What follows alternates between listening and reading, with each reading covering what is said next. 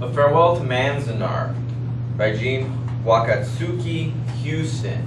A nonfiction piece of the Japanese internment camps right after the bombing of Pearl Harbor. This goes into great detail discussing, being a 7-year-old, a second grader, 8-year-old. She, being a memoir, she probably doesn't remember exactly what happened, but maybe diaries and research, she's able to piece together key things. As we see throughout this story, once you get to Manzanar, it was, a couple stories, she remembers things about the food and about the clothing and about the toilets in certain episodes. But how much do you remember when you were 7 or 8? Now, you didn't have necessarily as traumatic an upbringing as this, but it was even made more so from her early childhood, where she was the only Japanese. They were a Japanese family in a Caucasian neighborhood in school. She was the only Japanese person in her class. And her father, growing up, was always saying, if you misbehave, we'll sell you to the Chinamen. And so the first person she sat next to, what did she say? It was her father's fault. They said, they sat me next to a Caucasian girl who happened to have very slanted eyes. I looked at her and began to scream. And so she blames this on her dad for joking, and because she was fearful that they've sold me to the Chinamen, because this Caucasian had Oriental features. And so it was, this fear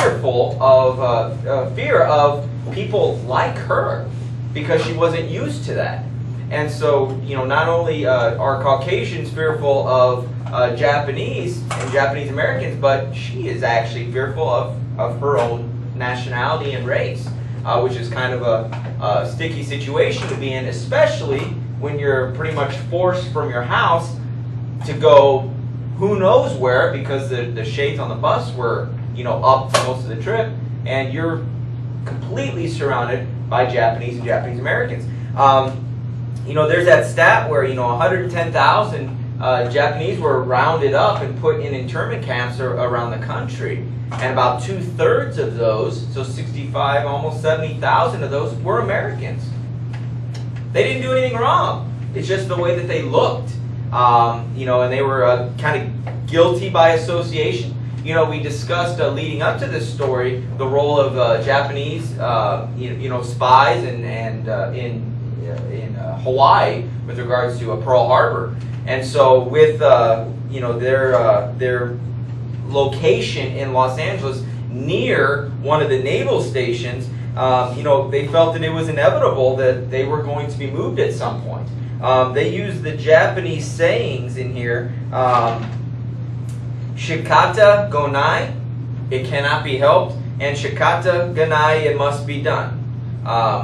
They knew that things were coming, but there was nothing they could do about it. There was a nice summary of FDR's Order 9066, like we have online. It gave the War Department authority to define military areas in the western states and to exclude from them anyone who might threaten the war effort. So they could say, this is a military area over here. So any Japanese Americans in this area, Japanese whatever, you can't be in this area. So they could just say whatever they wanted, and they had that government seal of approval, you can do this. And so there was a lot of story leading up to this, her education. They moved from different place to different place, Ocean Park to Terminal Island. Then they were forced to move again. They got placed in Boyle Heights, which was a Japanese community, which some people, her mother and some of the brothers, they actually liked this. And even going to Manzanar, it was okay. They were all right with it, just because they were so fearful of Caucasian backlash. There were stories about Japanese being beaten in the streets. And so they were taken and kind of not so much hated going to Manzanar, just because they were surrounded by non-Caucasians. And so they were kind of safe. And so, on page 326, they had the drive to Manzanar on the bus, and it was mostly family members. People were playing cards. It wasn't like they were going to prison. They were together, and that was a big chore for everyone to be put together. And some people would spend agonizing months trying to get transfers from other camps if they didn't have everybody together. And so they were kind of fortunate, even though the father was taken, before all of this even started. I think it said he was up in North Dakota in some camps. So he was taken, early on, and so the brothers had to, be the men of the house. Page 327, 328, dealing with the food problems, dealing with the dust problems. They said that the floor was really plywood and wood, 2 feet above the ground, so there were not holes in it. You could look down and see the ground, the cracks. As the wood dried, the wood shrunk, so the cracks got bigger. They wake up in the middle, in the morning covered in dust because the wind's blowing outside and it goes underneath and comes up and settles on you. And so how do they take care of the knots? Well, they go and get some can lids and just nail, cover it up. He goes to try to get some sort of paneling to cover some slots up to help, because the wind is relentless. And talk about some people showing up in Hawaiian shirts and hats because it's LA, it's warm.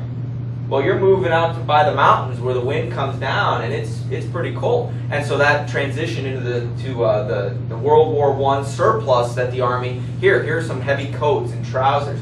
And so all of a sudden, the industry of seamstresses and turning a barracks into a factory, because warmth was much more important than style.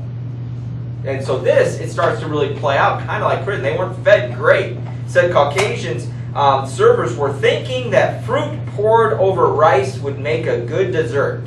Among the Japanese, of course, rice is never eaten with sweet foods, only with salty or savory. So the Caucasians were trying, but they weren't doing a good job. They didn't understand. And when the chefs, people, in charge of entire, I said cell blocks, it was a prison, but entire blocks of houses, you're in charge for your own food. It said a gardener was in charge there. Some people might be lucky.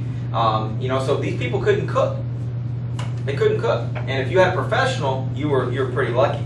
And so the clothes were, an important thing. The food was important. But we had this area, you might have chuckled a little bit, talking about the Manzanar runs, another word for diarrhea. When they showed up, everybody got vaccinated. Okay, it said swab, stick, swab, next, swab, stick, swab, and then they gave you your vaccination. You got people sick, some of the food got sick, the refrigeration breakdown, wait until the summer when it gets really hot, because they drove through Owens Valley, which I've never heard of that, but if you looked at the footnote, where was Owens Valley near? Did you pick up on that footnote? It's important you do. Death Valley, have you heard of that? Usually the hottest temperatures in America, so almost desert and drought, death. It's not a happy place. And so that's where these people are stored, on the fringe of Death Valley. And so we deal with the Manzanar runs in the bathrooms, and the piping's not working. They go into their bathroom. It says inside the floor was covered with excrement, and all 12 bowls were erupting like a row of tiny volcanoes. Doesn't that just kind of choke you up a little bit thinking about that? Imagine the look, the smell. Who cleans that up? Yeah, it's not great. When you guys have kids, you'll the whole diaper issue, you'll kind of get over, but eventually you'll have some blow-ups that are just really bad. So imagine, you know what a blow-up, shoots up their back, it's gross. Anyways, so imagine going into a bathroom where all the toilets are volcanoes, and oh gosh, it's a mess. And so then you have to walk around and find bathrooms that are actually working. And so then it's just this open room. There's 12 bowls back to back. Go at it. No stalls, no, when I was in high school in the boys' restrooms, they didn't have doors on them. That was kind of weird. Here, they don't even have walls or doors. And for people, especially the mom who is very much about her privacy, that is a problem. Because you're dropping your pants and doing your business, whatever that entails, around everybody else. And that's really humbling experience. And so this old woman had this big box. Imagine this big refrigerator box, big cardboard, and they stand it up, and she would sit and stand, and she was short, so she had this least privacy 3 ways. She was still back to back with somebody with another stall, but at least people couldn't see you, so you had some sort of privacy. In the barracks rooms, you had to make privacy with the blankets that they give you, but still people could crawl up in the rafters and look over. So the last couple paragraphs really talking about holding on to, respecting other people's privacy, and they respect yours. Kind of the culture was important for them, and to keep true to that and their beliefs. And lastly, really, they keep talking about how quickly everything was thrown together. The camp wasn't even done when they got there. They were still building it. And things weren't even working properly. It's not like, let's just go throw them in this old school that definitely works. This was, let's build this thing and put people. So they move people in before it's done. And so it's just a really dark time in the history of America. But it's not just somebody taking control. This was sanctioned by the government and by the President of the United States. So real dark time for this young lady and her family, and 110,000 other Japanese and Japanese Americans.